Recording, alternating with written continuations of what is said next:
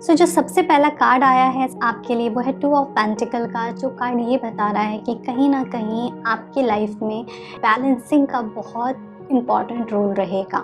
आपको अपनी मटेरियलिस्टिक चीज़ों को और आपके इमोशनल चीज़ों को बैलेंस करने की बहुत ज़रूरत है।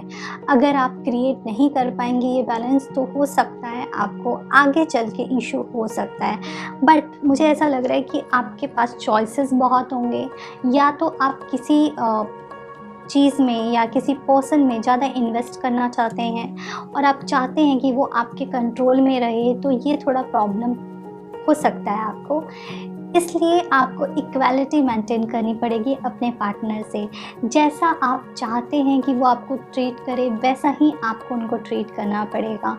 अपनी नॉलेज को दिखा करके, अपने एंगर को या एटीट्यूड को दिखा के सामने वाले को कंट्रोल करने की कोशिश ना करें। ओके।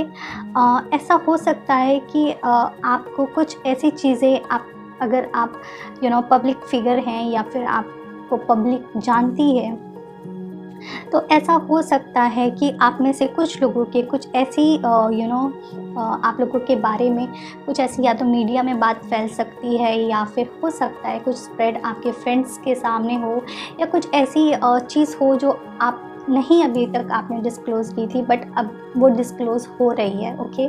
तो इस तरीके की एनर्जी हो सकता है आपको फेस करनी पड़े। तो अगर आपका रिलेशनशिप सीक्रेट रिलेशनशिप था, तो हो सकता है वो कुछ लोगों के सामने आ जाए। तो आप इसलिए चीज़ों को बैलेंस करने की ज़रूरत है, वो करके आप रखिएगा। जहाँ तक बात की जाए दूसरे कार्ड्स की, वो ये बता रहे हैं कि इस टाइम पे, इस मंथ में आप बहुत ही डिप्लोमेटिक रहने वाले हैं। आपके पार्टनर आपके साथ डिप्लोमेटिक रहने वाले हैं और आप इसके साथ अपना रिलेशनशिप कंटिन्यू करेंगे।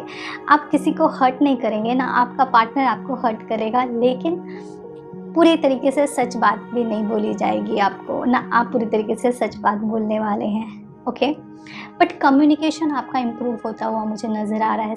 आप जितना अपने पार्टनर से बात करते थे, हो सकता है आप उनसे ज़्यादा फ्रीक्वेंसी से बात करना शुरू कर दें। कुछ ऐसी चीज़ें हो सकती हैं जो वो आप अपनी एनर्जी को और आपके पार्टनर अपनी एनर्जी को अभी भी हाइड करके रखें, और वो एक सर्टेन टाइम पे अपनी एनर्जी को ओपन करें, अपनी बातों को ओपन करें आपसे। जहाँ तक बात है रिलेशनशिप कैसा रहेगा, रिलेशनशिप कंटिन्यू रहेगा, रिलेशनशिप ब्रेक नहीं होगा। में आपका रिलेशनशिप इम्प्रूव कर सकता है पहले से, बट आपका रिलेशनशिप किसी भी कंडीशन में ब्रेक नहीं होगा। आपका रिलेशनशिप रहेगा रॉक सॉलिड।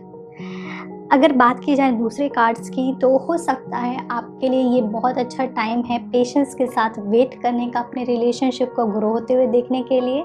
आपको इसके पॉजिटिव रिजल्ट में भी 1-2 महीने के बाद मिलेंगे।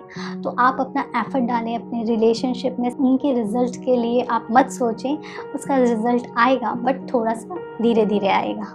ओके। आप में से कुछ ऐसे लोग हो सकते हैं जिनको कुछ ऐसी बातें पता चलें जो आप एक्सपेक्ट नहीं कर रहे थे, और वो इतने प्लेजेंट नहीं भी होंगे। ओके। बट कई बार हमको सच्चाइयों को फेस करना बहुत ज़रूरी है। जब तक हम सच को फेस नहीं करेंगे, हम ग्रो भी नहीं करते हैं और हम मैच्योर भी नहीं होते हैं। तो कुछ ऐसी चीज़ें हो सकती हैं आपके लाइफ में, कुछ ऐसी सिचुएशन में आप उनको चेक करें और उनको एक्सेप्ट करें अपनी लाइफ में और मूव ऑन करें आगे। एक स्टेबिलिटी भी दिख रही है आपके रिलेशनशिप में, एक ऐसा ग्रोथ दिख रहा है जिसके साथ साथ आप आगे बढ़ें। बट कहीं ना कहीं आप में से ऐसे हो सकते हैं जो कि अभी सीरियस रिलेशनशिप में नहीं हैं, जिन्होंने सोचा नहीं है कि इस रिलेशनशिप को कहाँ लेकर के जाना है। तो प्लीज़ ये बहुत अच्छा टाइम है कि आप अपने रिलेशनशिप का फ्यूचर के बारे में सोचें, और सोचें कि इस रिलेशनशिप को आप आगे कैसे बढ़ाना चाहते हैं। ओके। जो नेक्स्ट कार्ड है वो है टू ऑफ कप का। जो ये कार्ड ये बताता है, अगेन इट्स इक्वालिटी का कार्ड। अगेन इट्स लाइक दोनों को इक्वल प्यार मिलने की ज़रूरत है। जितना प्यार आप अपने लिए चाहते हैं, उतना ही प्यार आपको अपने पार्टनर को भी देना चाहिए। ओके।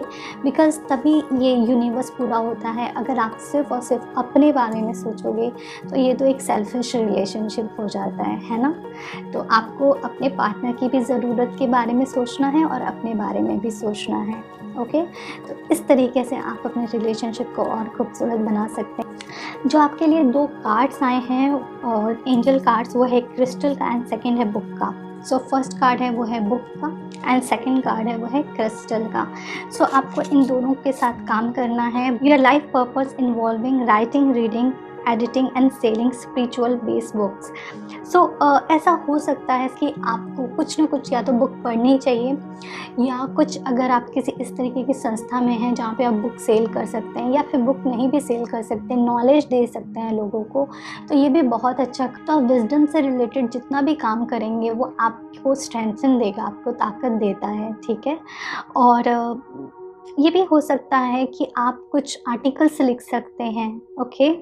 अगर आप जर्नलिज्म में हैं, आप कुछ इस तरीके की इंडस्ट्री में हैं, मीडिया से रिलेटेड है, तो ये आपके लिए मैसेज है कि जो भी आप लिखो वो सच लिखो, झूठ ना लिखो। जो नेक्स्ट कार्ड है वो है क्रिस्टल का।